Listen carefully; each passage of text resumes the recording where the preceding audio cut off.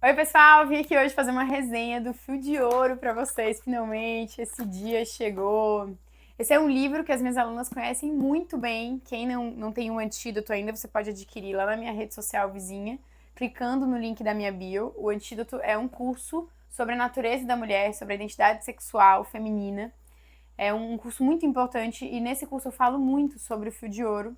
Inclusive, indico algumas partes específicas do Fio de Ouro. E aí eu vim aqui no YouTube fazer essa resenha para vocês.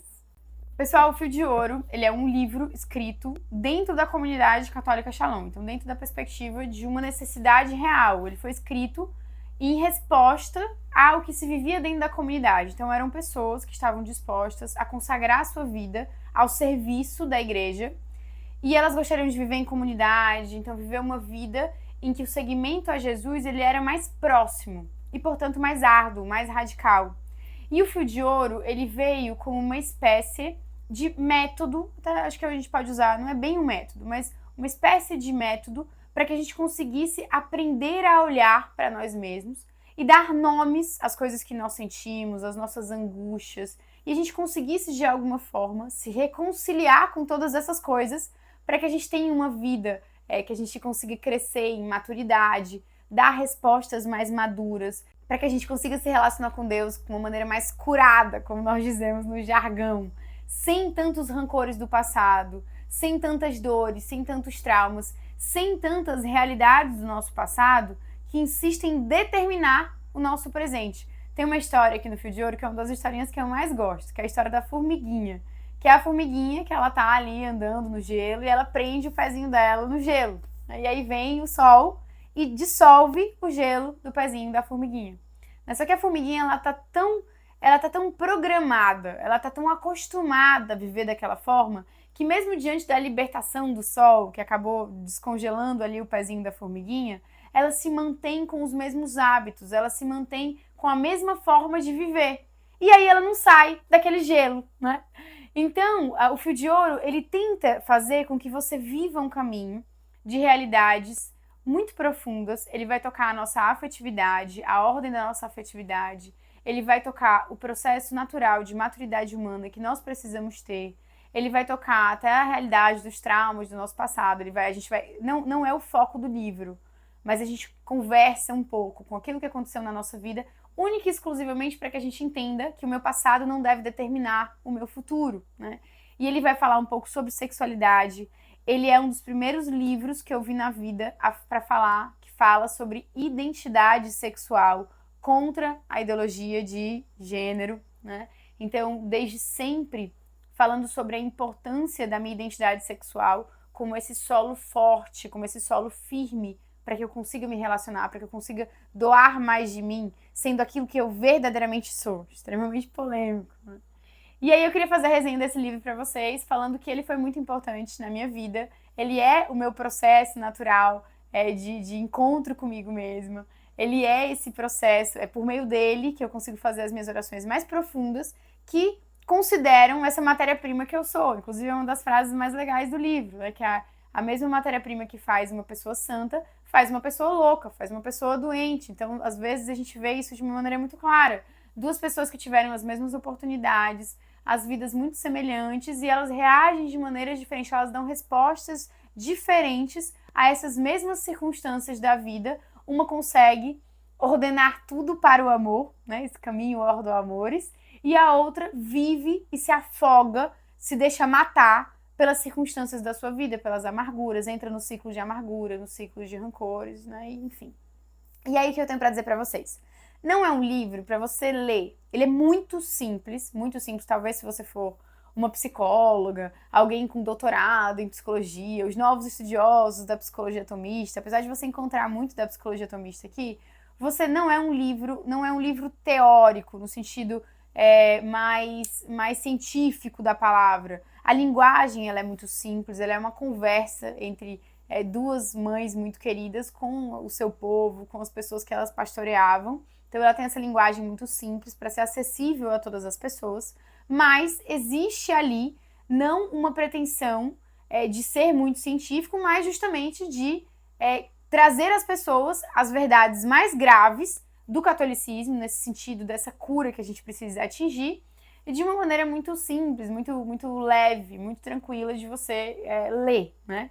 E aí o que acontece? Ela começa explicando algumas realidades, ela usa muito Santo Agostinho, ela fala sobre o rio da nossa vida, ela explica que a nossa vida ela não pode ser um rio congelado, mas ela precisa ter essas águas fluidas e que a gente precisa se reconciliar com o nosso passado para que a minha memória não seja uma memória somente de dor.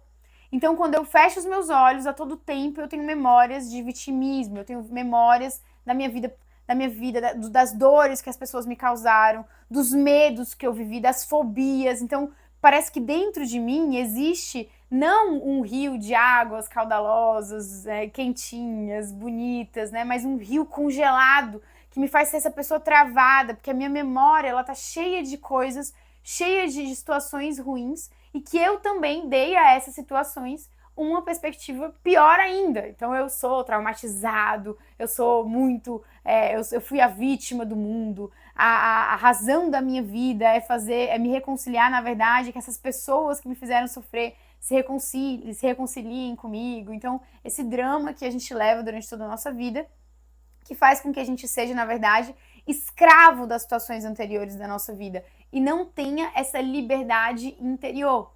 E a Amy, ela vai avançando, ela vai falar de coisas muito importantes, como, por exemplo, ela vai nos dar algumas convicções que são fundamentais. Por exemplo, ela fala sobre sentido de vida, sobre a finalidade da nossa vida.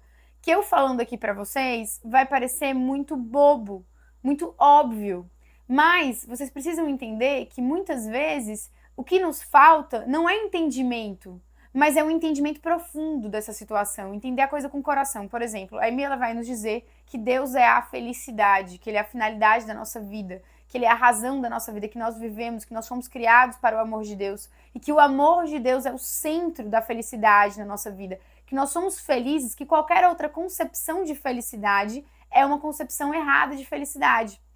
E aí você vai falar assim, Marília, eu sei isso, que Deus é o meu grande amor, que Deus é a minha felicidade, mas existe aí uma dissociação cognitiva, como se fosse uma ignorância daquilo que eu digo que sei.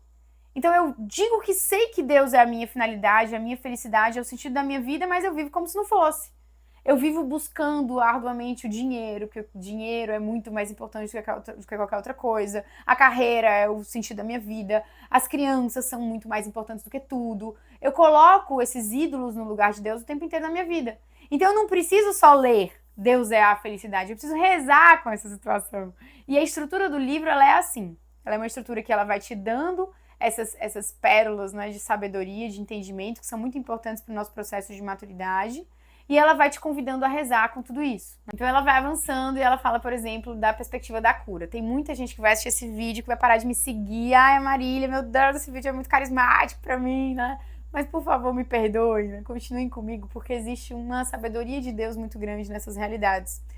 A palavra cura, né, que é muito mal aceita em alguns meios do catolicismo, ela é muito importante. Inclusive, o próprio nosso Senhor Jesus, ele usa a parábola da cura para falar sobre os nossos pecados, sobre o caminho de perfeição.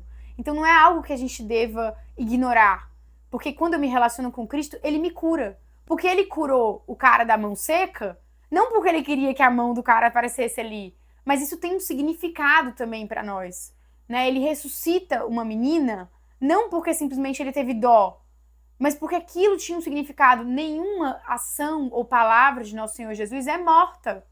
Então a cura, ela é real. À medida que eu me relaciono com Jesus, né, pela adoração ao Santíssimo Sacramento, pela comunhão diária, pela confissão, por tudo aquilo que nós vamos vivendo dentro da nossa igreja, ele toca o meu coração e ele me cura. Ele me cura do quê? Né? Ele me cura dos traumas do meu passado, ele me cura da minha má percepção da minha vida, ele me cura daquilo que me determinou, da minha má educação, das minhas convicções erradas, das minhas angústias, dos meus humores bagunçados, né? Então, ela vai falando sobre essas ações de cura de Jesus e nos mostrando que nós também precisamos ir lá em nosso Senhor Jesus e receber também essa cura que é para nós. Ele não curou algumas pessoas e outras não. Todas as pessoas que se aproximarem de Jesus e tocarem as fimbras de suas vestes serão também curadas, né? Outra coisa muito importante que ela vai falar pra gente é que ela vai nos explicar um pouco sobre a perspectiva das limitações, ela vai falar sobre o que dentro de nós, né, são coisas que serão superadas, e o que nessa perspectiva um pouco teresiana, não de Santa Teresa de Ávila, mas de Santa Teresinha do Menino Jesus, de se perceber, né, limitada, de se perceber extremamente fraca, aquela história que eu falei para vocês, a mesma matéria-prima que faz um santo faz um louco. Santa Teresinha do Menino Jesus, ela não foi alguém que a gente pudesse olhar de uma psique muito bem estruturada. Diz que Santa Teresinha tinha crises de ausência, que Santa Teresinha dizia que ela não era capaz de muitas coisas, por isso ela estrutura ali a pequena via. Então a percepção de si, esse processo de autoconhecimento, de descobrir quem eu sou, de desligar um pouco o Instagram e olhar para as minhas limitações e olhar para aquilo que verdadeiramente eu sou, do plano de Deus para mim. Isso é uma coisa que fica muito firme desde os primeiros capítulos do Fio de Ouro, que nós somos o que Deus pensa de nós. Então, eu não sou aquilo que eu faço, né? Eu não sou aquilo que eu tenho, eu não sou aquilo que eu penso. Eu sou aquilo que Deus pensa de mim. Existe um plano de Deus, uma Marília que Deus sonhou, e eu preciso ser aquilo, realizar aquele plano. Santa Teresinha não tinha todos os elementos perfeitos para se tornar uma grande mulher, mas ela foi, porque ela se entregou com docilidade a Nosso Senhor, né? Então, essa perspectiva do autoconhecimento, de olhar para mim e falar, eu não posso querer imitar a vida da fulana do Instagram. Eu não posso querer ter a vida da outra pessoa. É a minha própria vida. E a minha própria vida vai ser luminosa e transcendente à medida que nesse processo de autoconhecimento eu compreender o plano de Deus para a minha própria vida. Então, o Fio de Ouro, ele faz muito isso. Você conseguir ler na sua própria vida o caminho que você precisa ter. Você, sozinho. Não sou eu que vou dizer qual é o caminho que você vai ter. Não é o fulano, não é o cicrano, né? Existe a direção espiritual, mas o que não existe é simplesmente eu querer imprimir a vida da outra pessoa, as soluções da vida da outra pessoa, porque Deus é um para cada um, né? Deus ele ama de maneira singular. O que mais que eu posso falar para vocês? No Fio de Ouro tem toda a perspectiva da misericórdia e do perdão. Então isso é muito importante porque o rancor e a falta de perdão, eles matam o amor. Então quem não consegue perdoar, não consegue amar. Então, se você tem esses problemas de perdão, de amarguras muito grandes, ou de desejo de maldição, tem muitas pessoas que amaldiçoam os outros, não são felizes enquanto os outros são felizes. Então, meu irmão ficou com a casa de papai, e eu não consigo ficar viva enquanto essa injustiça não for superada. Uma pessoa que tem esses determinados rancores dentro do coração, ela não consegue amar, ela não consegue ter uma relação de liberdade, de amor.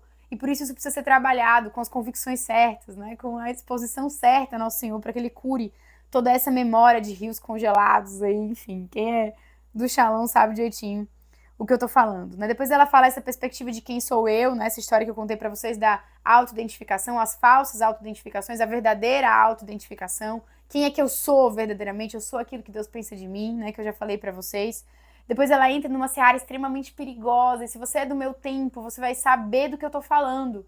Ela vai falar sobre o corpo, porque muitas meninas feridas profundamente na sexualidade, meninas que não foram diretamente abusadas, mas que sofreram abusos. Porque, por exemplo, você se deitar aos 13 anos de idade num motel com um menino de 16, 17, 18, sei lá, sem amor, sendo usada, numa troca de uma chantagem emocional, eu quero me deitar com esse jovem para que ele me dê algum amor, para que ele me dê alguma atenção, isso também é um tipo de abuso.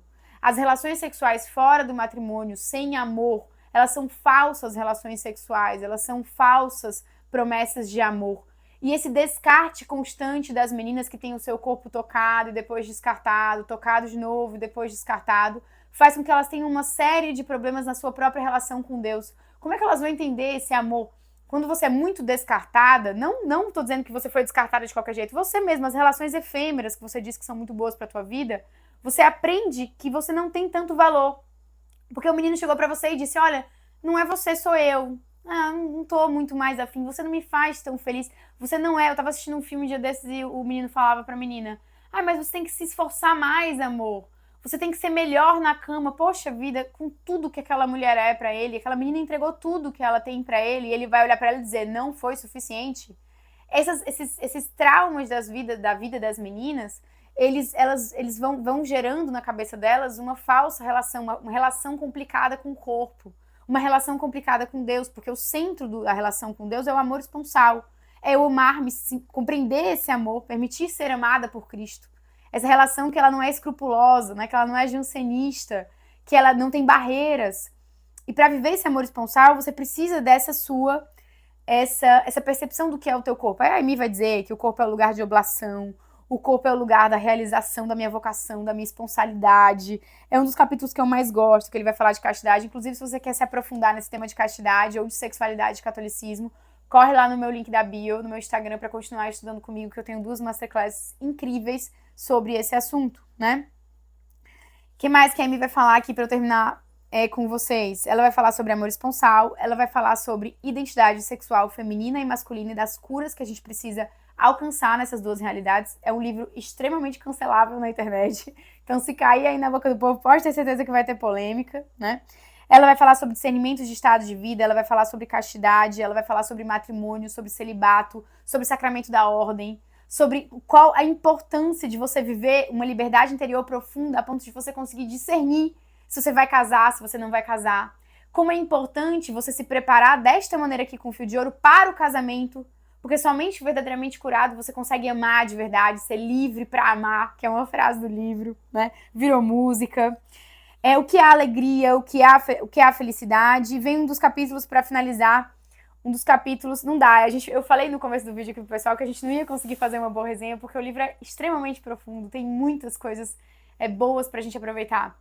Mas, num dos últimos capítulos, a Amy ela vai falar um pouco sobre a afetividade, que precisa ser curada, usando as próprias palavras do livro, para que a gente tenha respostas maduras na nossa vida. E aí ela usa uma parábola, ela usa a parábola do armário Pé Palito. Aí ela vai dizer, ela vai explicar que nós temos emoções, né, o humor, o temperamento, enquanto quando tudo isso aqui era mato, a Amy já falava de temperamento, né, o livro, o Fio de Ouro é de, eu não sei o ano exato, mas eu acho que já tem uns 20 anos de Fio de Ouro, é fácil ter, não faço ideia. Mas há muitos anos, né, já se falava em temperamento, o que é cada coisa dentro desse armário da afetividade. E a Amy ela vai desenvolver uma teoria muito importante, vai desenvolver não, vai nos trazer, a Amy é muito humilde nisso, de dizer que ela nos traz aquilo que a igreja nos diz, né? Ela vai nos dizer que toda essa confusão dentro de nós, da afetividade, do humor, do temperamento, né, das emoções, dos sentimentos, das paixões, ela vai explicar o que é cada coisa, o que é uma paixão, o que é uma emoção, né? Olha aí, todo mundo animadíssimo, com Divertidamente, tem um negócio aqui muito mais profundo, muito melhor, que nos explica melhor quem nós somos, não é só aquele reducionismo em prol das emoções, que é o filme, né? E aí ela vai dizer que esse armário Pé Palito somos nós e que a gente vive bambeando de um lado para o outro, mas que nós temos uma capa de ferro e parafusos, que são a inteligência, a vontade e a graça de Deus, que nos ajudam a colocar tudo em ordem. Então a Amy ela vai falar sobre esse mecanismo de fortalecimento da vontade e da racionalidade, que precisa ser o norte da nossa vida, que precisa ser aquele carro que nos puxa para uma vida com uma maior autodeterminação, a capacidade de eu dizer, agora nós faremos isso, e não estou fazendo isso, estou gritando, estou chorando, ou estou falando mal de outra pessoa, ou estou amaldiçoando alguém, ou estou traindo a minha mulher, porque eu tenho vontades baixas, porque eu estou sendo levado pelos meus sentimentos, pelas emoções, pelas minhas paixões. E aí ela vai dizer que toda essa racionalidade e toda a inteligência, iluminada pela graça de Deus, que é uma das coisas que eu acho que são mais importantes, que é mais importante nessa percepção, uma das convicções mais sérias para a nossa vida, que é essa graça de Deus que me ilumina a minha inteligência a ponto de eu ordenar a minha vida para o amor, né? E conseguir fazer essa memória do meu passado, olhando cada uma das circunstâncias da minha vida e vendo a Cristo. E vendo que aquela circunstância me formou, que aquela circunstância foi importante, que eu não chorei sozinha, que Cristo estava ao meu lado, que Ele chorou comigo, que Ele sofreu comigo aquelas dores e que aquelas mesmas dores me auxiliam no meu presente, na formação da minha própria história, no processo em que eu assumo a minha vocação, né? Então, é um livro maravilhoso, é um livro que para mim tem uma memória afetiva, é um livro muito importante para mim, eu espero que vocês aproveitem. Se vocês gostaram, como qualquer livro, dá para fazer 1000 resenhas dele, então se vocês quiserem que eu fale mais sobre o Fio de Ouro aqui, foi obviamente muito breve, né, nossa resenha, mas mandem mensagens, comentem comigo como foi a vivência do Fio de Ouro na tua vida aí aqui no YouTube, curte o nosso vídeo, se inscreve aqui no canal e compartilhe o nosso vídeo com quem você achar que vai gostar dele. Um beijo, até a próxima!